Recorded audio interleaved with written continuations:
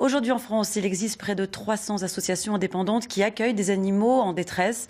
Parmi elles, le refuge de l'Espoir d'Artaz en Haute-Savoie, un site réputé qui vit de dons et de legs depuis 55 ans. Ingrid Pernet, Serge Vorette.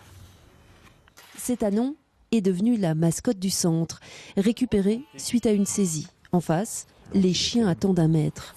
En 2018, ce sont plus de 3000 animaux qui ont transité par le refuge de l'Espoir.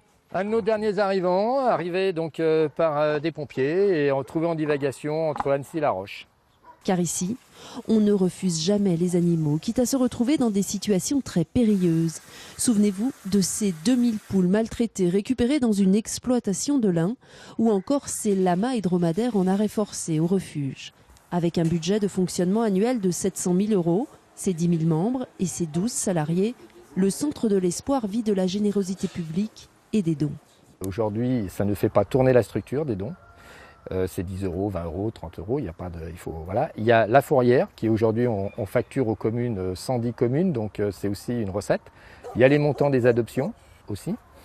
Et derrière, ça ne suffit pas pour équilibrer notre structure. Et donc la variable d'ajustement, c'est les legs. Et les legs, c'est capter une maison, un terrain, une assurance vie.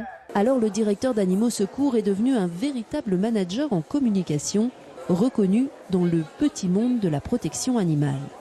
La Haute-Savoie est un département qui, parce qu'elle a fait parler justement de la protection animale, c'est un département qui justement a acquis un gros capital de sympathie. Souvent le capital de sympathie se traduit par un capital en matière de sonnante et trébuchante, mais pas toujours. Et il faut donc réussir à se faire connaître des gens pour gagner en quelque sorte le capital sympathie et leur faire montrer en pratique le besoin sur le terrain.